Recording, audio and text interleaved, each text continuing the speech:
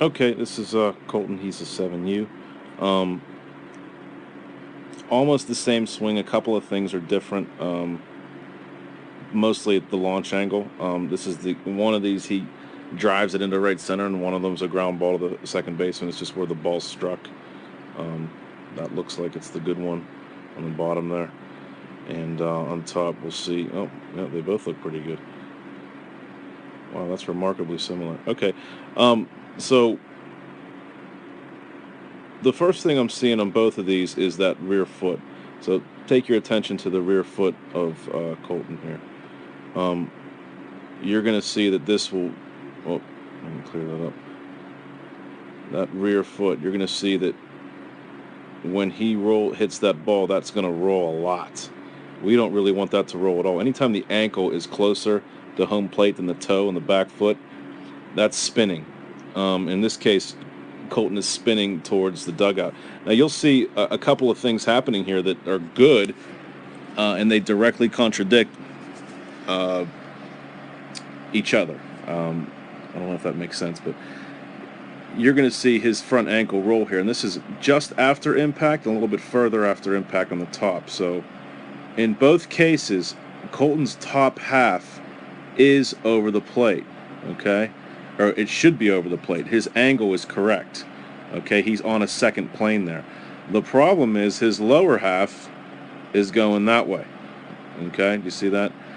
So what that creates is spin, and it's going to be very difficult for him to drive the ball on the outer half of the plate by doing that. So one of the things you can do to correct that is ask him to commit to the middle of the field with an insider bat over and over again, and then just do some drilling where he's just not allowed to pull the ball. Have him hit the ball away, away, away. Put a tee out here. Ask him to hit that ball away, away, away. We need to rep him out of this falling away from the plate that he's doing. You'll see that his body's probably going to take him, look where his body's taking him away instead of over the plate. If he were better with his lower half, because his body is, going that direction, his top half, I should say. Let me draw a line. This is where this is a tale of two cities here. The top half is doing good things, but the bottom half has betrayed him by pulling off and over there with the ball. I'm sorry, with the swing. So instead of doing that, have him drive forward with some lower half movement. Maybe some purposeful drills where he holds his leg in the air and steps forward and through and through and through the ball, and that'll help that. But these are both really good swings. Just that small little correction of the lower half will go a long way to give him some more power. That's a really good swing on top here. So I like the long decel. Everything looks good except for directionally his lower half is taking him away from the plate instead of over it, and then you're seeing the spinning with that back foot there. Okay, let me see if I can sync these up. Okay, that's pretty good. So if I were to move these both, you would see that spin and then put him in a position where he's not able to use the ground.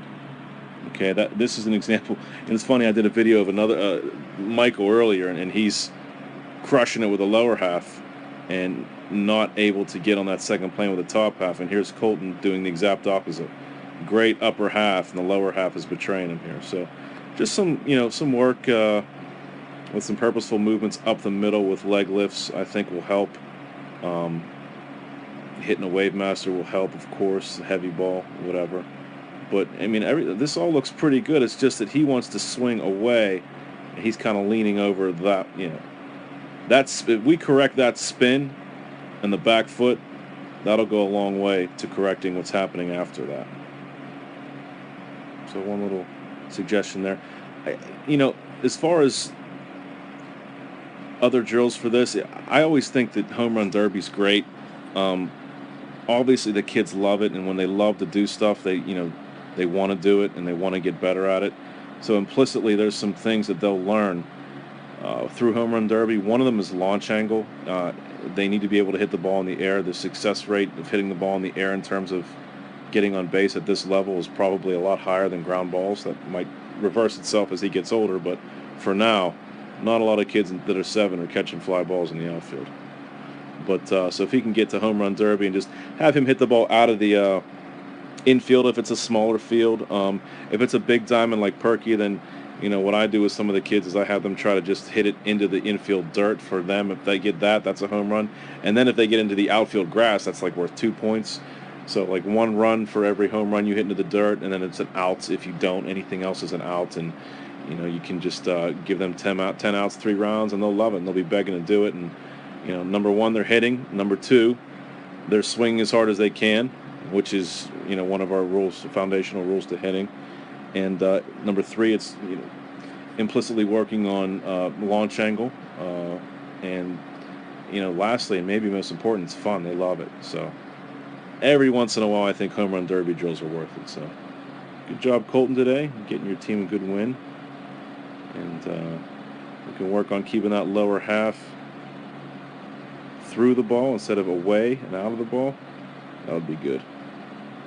Still a really nice little swing for a little guy. Good job, buddy.